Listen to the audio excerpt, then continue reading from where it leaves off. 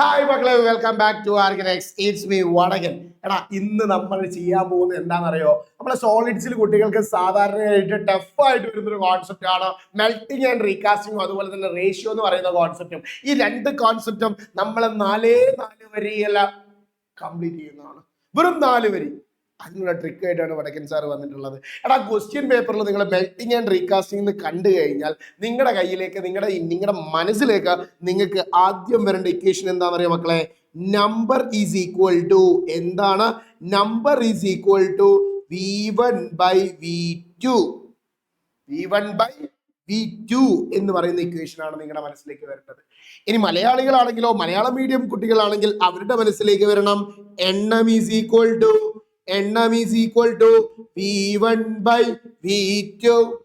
ഈ ഒരൊറ്റ ഇക്വേഷൻ ഓർത്ത് വെച്ചാൽ മതി. വളരെ ഈസി ആയിട്ട് നമുക്ക് മെൽറ്റിംഗ് ആൻഡ് റീകാസ്റ്റിംഗ് ചെയ്യാം. നമുക്ക് ക്വസ്റ്റ്യൻ വെച്ച് തന്നെ ചെയ്യാം. വെറുതെ സാർ ഇങ്ങനെ പറഞ്ഞു തീർക്കുന്നില്ല. ടെക്സ്റ്റ് ബുക്കിലുള്ള ക്വസ്റ്റ്യൻസ് തന്നെ വെച്ച് നോക്കാം. The base radius and height of A solid metal cylinder.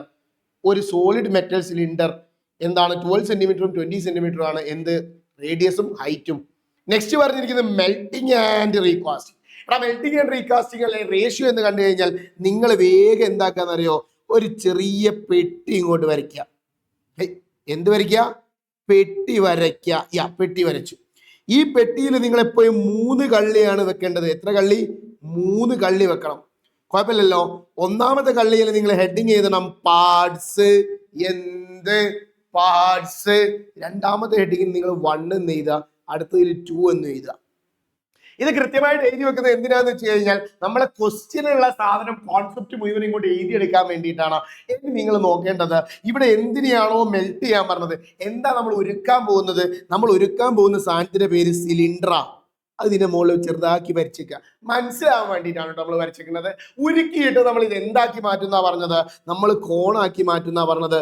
കോണാക്കി മാറ്റും. അത് രണ്ടാമത്തെ മുകളിലും വരച്ചേക്കാം. ഇനി ക്വസ്റ്റ്യനിൽ തന്ന ഡാറ്റാസും കൊണ്ട് എടുത്ത് ചെയ്താൽ നോക്കിയേ. ഈ സിലിണ്ടറിന്റെ റേഡിയസും ഹൈറ്റും തന്നിട്ടുണ്ട്. റേഡിയസ് 12 സെന്റിമീറ്റർ ആണ്, ഹൈറ്റ് 20 സെന്റിമീറ്റർ ആണ്. സോ എന്തായിരുന്നു? R എന്ന് പറഞ്ഞാൽ റേഡിയസ് എന്ന് പറഞ്ഞാൽ എത്രയാടാ റേഡിയസ്? 12 സെന്റിമീറ്റർ ആണ്. ഹൈറ്റ് എന്ന് പറഞ്ഞാൽ എത്രയാടാ ഹൈറ്റ്? 20 ആണ്. ഇനി നമ്മൾ കോണിനെ കുറിച്ച് നോക്കുമ്പോൾ കോണിന്റെ ഹൈറ്റും കോണിന്റെ റേഡിയസും, റേഡിയസ് 4 ആണ്, ഹൈറ്റ് 5 ആണ്. അത് ഇവിടേക്ക് എഴുതുന്നു. Radius 4, height 5.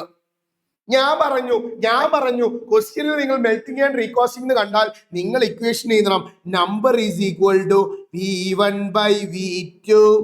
അപ്പോ എന്താടാ V1 എന്ന് പറഞ്ഞാൽ? ഒന്നാമത്തെ സാധനത്തിന്റെ വോളിയം. എന്താ ഇവിടുത്തെ ഒന്നാമത്തെ സാധനം എന്ന് പറഞ്ഞാൽ? സിലിണ്ടർ ആണ്. സിലിണ്ടറിന്റെ വോളിയം കണ്ടുപിടിക്കാനുള്ള ഇക്വേഷൻ എന്താ? πr²h. എന്താ square h? πr²h by V2. എന്താണ് രണ്ടാമത്തെ സാധനം? രണ്ടാമത്തെ സാധനം കോണാണ്. കോണിന്റെ വോളിയം കണ്ടുപിടിക്കാൻ 1/3 πr²x. അപ്പോ ഇനി നമ്മൾ സബ്സ്റ്റിറ്റ്യൂട്ട് ചെയ്യാൻ പോവാണ്. നമ്പർ ഈസ് ഈക്വൽ ടു എന്നുള്ളത് അങ്ങനെ തന്നെ കിടക്കട്ടെ. യെസ്, അടിയില് പൈന് പകരം ഇവിടെ പൈക്ക് പകരം നമ്മൾ ഇവിടെ പൈ തന്നെ എഴുതും. കറക്റ്റ് ആയിട്ട് നോക്കിയിരിക്കോളി. പൈക്ക് പകരം പൈ എഴുതി. ഒന്നാമത്തെ റേഡിയസ് ആരാടാ? ഒന്നാമത്തെ റേഡിയസ് എന്ന് പറയുന്നത് ആരാടാ? 12 ആണ്. സോ അവിടെ 12ന്റെ സ്ക്വയർ എന്നുള്ളത് ഞാൻ 12 × 12 എന്നതിൽ തെറ്റുണ്ടോ? ഇല്ല. ആരാ ഇവിടുത്തെ ഹൈറ്റ് എന്ന് പറഞ്ഞാൽ? ഒന്നാമത്തെ ഹൈറ്റ് ആരാ? 20 ആണ്. സോ 20 എന്ന് എഴുതുന്നു. കഴിഞ്ഞോ? യെസ്, ഇല്ല. ഡിവൈഡഡ് ബൈ ഉണ്ട്. അടിയിൽ എന്തൊക്കെയുണ്ട്? അടിയിൽ 1/3 ഉണ്ട്. /3 എല്ലാം കൂടി ഉണ്ടല്ലോ. ഡിവൈഡഡ് ബൈ അടിയിൽ പിന്നെയും /3 വന്നാൽ അത് മുകളിലോട്ട് പോകണം. റെസിപ്രോക്കൽ എടുക്കുന്നതാണ് കോൺസെപ്റ്റ്. ഏതായാലും ഡിവൈഡഡ് ബൈ അടിയിൽ പിന്നെയും ഡിവൈഡഡ് ബൈ വന്നാൽ അതെടുത്ത് നമ്മൾ മുകളിലോട്ട് ഇടുന്നു. അപ്പൊ 1 ഇൻറ്റു ഇനി എന്താ ഉള്ളത്? പൈ ഉണ്ട്. അടുത്തത് ആരാ? R². ഒന്നാമത്തെ റേഡിയസ് ആരാടാ? ഒന്നാമത്തെ റേഡിയസ് അല്ല സാറേ, അടിയിൽ രണ്ടാമത്തെ റേഡിയസ് ആ വേണ്ടത്. രണ്ടാമത്തെ റേഡിയസ് ആരാ? 4 ആണ്. സോ 4 ഇൻറ്റു ആരാടാ ഇവിടുത്തെ ഹൈറ്റ് എന്ന് പറയുന്നത്? രണ്ടാമത്തെ ഹൈറ്റ് എന്ന് പറയുമ്പോൾ 5 ആണ്. So into 5. കുഴപ്പമുണ്ടോ? ഇവിടെ ശ്രദ്ധിച്ച് നോക്കിയാൽ നിങ്ങൾക്ക് കാണാം ഇവിടെയും പയ്യുണ്ട്, ഇവിടെയും പയ്യുണ്ട്. പയ്യും വെട്ടിപ്പോയി. അടുത്ത് 12ഉം 4ഉം. 12ൽ എത്ര 4 ഉണ്ട്? 3. 12ഉം 4ഉം വീണ്ടും 3. 20ൽ 5 എത്ര പ്രാവശ്യം പോവും? 4. അപ്പൊ ബാക്കി എന്തൊക്കെ ഉള്ളത്? നമ്പർ ഈസ് ഈക്വൽ ടു പറയടാ 3 × 4 × 3. 3 into 3 എത്രയാടാ? 3 into 3 9 ആണ്. 9 into 4 into 3 എത്രയാടാ? 12 ആണ്. 9 into 12 എത്രയാടാ? 108. എത്ര എത്ര എത്ര ഹൗ മെനി കോൺസ് എന്നാണ് ചോദിച്ചിരിക്കുന്നത്. എത്ര കോൺ ഉണ്ടാക്കാൻ പറ്റും? നമുക്ക് 108 കോണുകൾ ഉണ്ടാക്കാൻ പറ്റും. സെറ്റ് അല്ലേ? യെസ്, നോക്കിയേ, 1 വരി, 2 വരി, 3 വരി, 4 വരി, 4 വരി, 4 മാർക്ക്. അടിപൊളിയാക്കിയിട്ടാ നിങ്ങൾക്ക് ഇതുപോലെ 4 മാർക്ക് സ്കോർ ചെയ്യാൻ പറ്റും. ഇനി വെയിറ്റിംഗ് ആൻഡ് റീകാസ്റ്റിംഗ് വെച്ച് ഏത് ചോദ്യം വന്നോട്ടെ, നിങ്ങൾ ടെൻഷൻ ആവണ്ട, ഈ ഒരു ട്രിക്ക് ഉപയോഗിച്ചാൽ മതി. നമ്പർ ഈസ് ഈക്വൽ ടു എന്താടാ? V1/V2. അങ്ങനെയാണെങ്കിൽ ഞാൻ ചോദിക്കട്ടെ, റേഷ്യോ എന്ന് പറയുന്ന കോൺസെപ്റ്റ് എന്താണ്? റേഷ്യോ എന്ന് പറയുന്ന കോൺസെപ്റ്റുമായിട്ട് ബന്ധപ്പെട്ടുള്ള ക്വസ്റ്റ്യൻ നോക്കാം. റേഷ്യോ എന്ന് പറയുമ്പോൾ എപ്പോഴും ക്വസ്റ്റ്യൻ ഇതുപോലെ വരും. എന്തോ റേഷ്യോസ് ഇങ്ങനെ വന്നിട്ടുണ്ടാവും. ഇങ്ങനെ വന്നാൽ നമ്മൾ എന്ത് ചെയ്യും? വളരെ സിമ്പിൾ ആണ് മക്കളെ. റേഷ്യോ എന്ന് പറയുന്ന ഒരു കോൺസെപ്റ്റുമായിട്ട് ബന്ധപ്പെട്ട് ചോദ്യം വന്നു കഴിഞ്ഞാൽ നിങ്ങൾ രണ്ട് ഇക്വേഷൻ ഉപയോഗിക്കാൻ പാടുള്ളൂ. ഒന്നാമത്തെ ഇക്വേഷൻ V1/V2 ഓർ, അല്ലെങ്കിൽ പിന്നെ നിങ്ങൾ ഉപയോഗിക്കേണ്ട ഇക്വേഷൻ ഏതാണ്? A1/A2. ഏതൊക്കെയാണോ?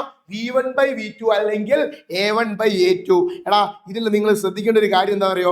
95%, 95% ചോദിക്കാൻ ചാൻസ് ഉള്ളത് V1/V2 ആയിട്ട് റിലേറ്റ് ചെയ്തിട്ടുള്ള, ബാക്കി ഒരു 5% A1/A2 ഉള്ളൂ.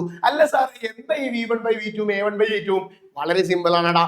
ഏരിയയുമായി ബന്ധപ്പെട്ടാണ് ചോദ്യമെങ്കിൽ